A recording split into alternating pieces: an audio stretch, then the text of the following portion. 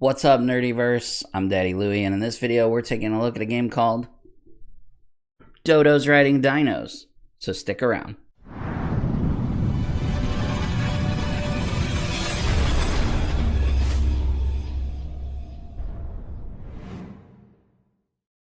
Before we get started, if you're new to our channel and you want to see more content like this, start now by hitting the subscribe button and the bell icon so you don't miss any future videos. Dodos Riding Dinos is a game for ages 8 and up. It pits 1 to 6 players against each other. There is a solo play mode, and takes about 20 minutes or so to play. And it very much is a prehistoric Dodos Riding Dinosaurs Mario Kart style game. This is a prototype copy that I have here, so everything that you see is, of course, subject to change. These are all, for the most part, what I can tell, handmade pieces, and I'm very excited to show it to you. The question is it any good? Well, if you join me on the table, we will get started and take a look. Once inside the box, these are the components that I received. You have your game board. It is one piece, double-sided, but it is literally 4 of these, so it's going to take up a lot of space, so it's going to be hard to show you, but we'll work with what we have. We also have 6 character cards. These are the characters that you can play as in the game. The art is really fun. These are double-sided, and the other side has stats and abilities for the one-player version. So if you are playing solo by yourself, there are easy, medium, and hard opponents to race against. So that's really neat. You also have 2 standard D6 dice. In the instruction manual, it shows these with dinosaur paws, so those will be cool once the final copy comes out. You also have some unique tokens here. You have this white token, which represents an egg. You have this yellow token, which represents bananas. And then you have this brownish red rock type token, which represents a meteor, which I'll explain in a minute. Then you have your 6 pawns. They are just little wooden pawns with the art that was on the cards on them. When the final version comes out, you're going to have standees, as well as miniatures of each of the dinos that you can paint, which is cool. And the reason they're including standees is in case you don't want to play with your nice painted miniatures, you can do that. And then, of course, you have your deck of cards. These are your movement or your action cards. There are 3 different types of cards. There's red, blue, and green. And these all have a specific purpose for playing the game, which again I will explain in a minute. And then, of course, the instructions and stuff, which was just some printouts that were included in the box for me. Alright, so once we have the board set up for play, I've set up for a 3-player game here. Each player is dealt 6 cards that was made up from the deck that I showed you a moment ago. One player is randomly given the player 1 marker, and then play begins. There are 2 phases in this game. There is the scheming phase. That is where we determine how each player is going to move. And then in the second phase is the running phase.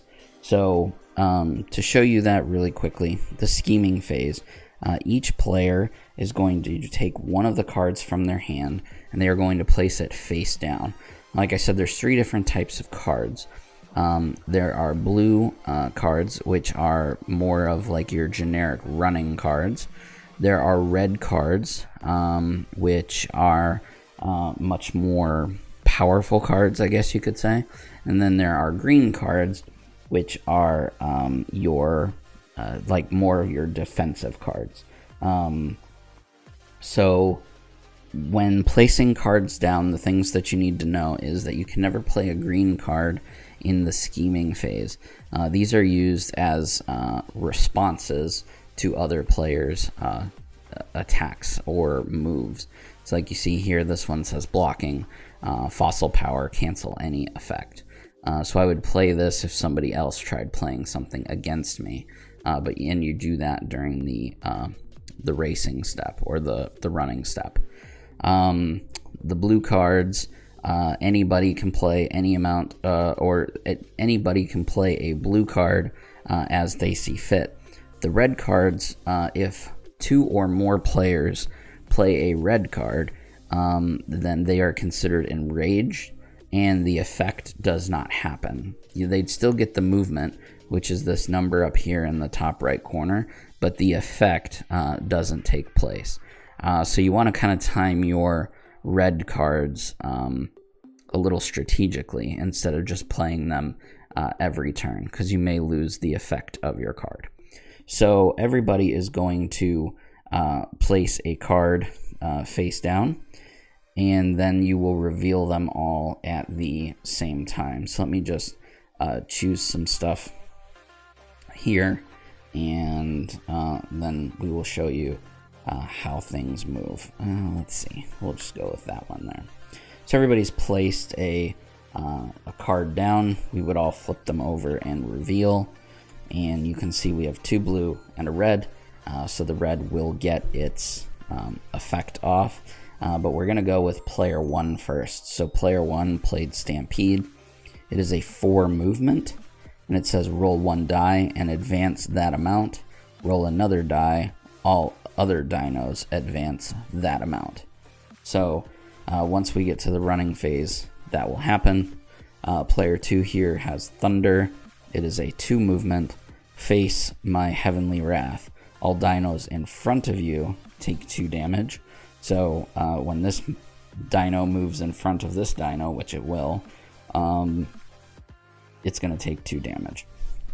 And then you have meteorites, which is throw 2 meteorites of 3 damage for each dino hit, draw a card, and advance a hex. And that's going to explain to you what these other tokens that I mentioned earlier are for. Okay, so these resolve in order here. So the Stampede happens first. So this character, player 1 here, is going to move 4. 1, 2, 3, 4 hexes. And then roll a die. And he advances that much. So you got a 1, he advances 1. Then you roll another die. I got a 1, and both of these would move. And then the Stampede gets discarded. Next, we have Thunder. So that's this player here. He's going to move 2. 1, 2, and then he's going to do 2 damage to this dino in front of him. Now, the way that damage works is that the player who takes damage has to discard cards from their hand. So I would have to discard 2 cards from my hand as player 1 because I took 2 damage. So I'm just going to go ahead and discard these 2. If you ever run out of cards in your hand, don't worry. You can gain more cards. All you have to do is move back 3 spaces, and then you can draw 5 cards. So that's how damage and refilling your hand works. Finally, we have the Meteorite. This player moves 2. 1, 2. And then he is going to throw 2 meteorites worth 3 damage. And then if he hits a dino, he draws a card and advances 2 hexes. So throwing the meteorite. Like I said, there are these 3 tokens in the game. You have Meteor, Banana, and Egg. And this is where that Mario Kart feel kind of comes into play. So meteorites are thrown, right? So you take the token inside your fist, aim the dodos that you want to hit. Let your fist has to be a foot away from the board, and then you open it trying to hit a token, like I just did there. And that's how meteors work. Bananas are a little different. You take the token in your hand, you rest your elbow on the table, which you can't see me doing, while your arm is upright, and then you throw the token. So I can throw the token from anywhere while keeping my elbow on the table, and I missed, but you can kind of get the idea of what you would do with bananas. And then eggs are flicked. So without using resistance from your thumb, so you don't take your finger like this, you just use your finger like that. You basically flick the egg at another player doing whatever it is that the card says. This says throw 1 egg of 2 damage. On a hit, you draw a card. So that's how these egg, meteorite, and bananas work. And at the end of the racing phase or the running phase, you would go around the table, and then the lead racer, whoever is winning, moves 1 extra space, and then all of the other players except the lead racer gets to draw a card for free. And then you'd pass the player 1 token to the left or right, or however, clockwise, counterclockwise, whatever way you're going, and play begins again with the next scheming phase. And that's Dodo Riding Dinos.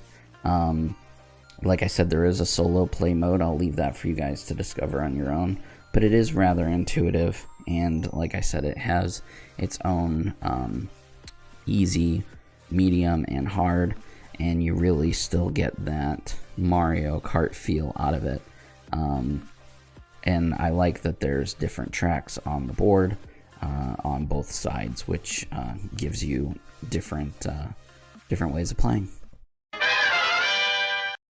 Dodos Riding Dinos is a super cute game for families, even if you don't have kids, if you enjoy Mario Kart, if you want to get that Mario Kart feel from your board games, look no further than this game, because you're going to find it here. I really, really, really wish that I had gotten my hands on the miniatures so I could have painted them up. Unfortunately, they're not ready yet, but they will be for this Kickstarter, so make sure that you check out the page as soon as it launches so that you can see all those wonderful miniatures. And I hope that they include more maps and just give us more. I really want to see the direction that this game goes, because this is just a small taste of what I know will be exciting things for them to come in the future. If you found this video helpful, please give it a thumbs up. Really helps us out a lot. Make sure that you share it with your friends, family, and your nerding communities. If you have any games that you would like to see us play here on the channel, please let us know down in the comments section down below. I do love reading your comments and interacting with you guys. If you have any videos you would like to collaborate with us to have featured here on our page, you can hit us up on one of our many social media platforms: Facebook, Twitter, Instagram, at Circle of Nerds. Also, don't forget that we have a podcast that comes out on Tuesdays called The Cosmic Disaster Show. You can find that right here on YouTube, as well as anywhere that you enjoy listening to podcasts. And for an extra bit of love and affection to the Circle of Nerds, please consider checking us out over on Patreon at patreon.com/circleofnerds. Anyway, guys, that's all from me. I will see you in the next video.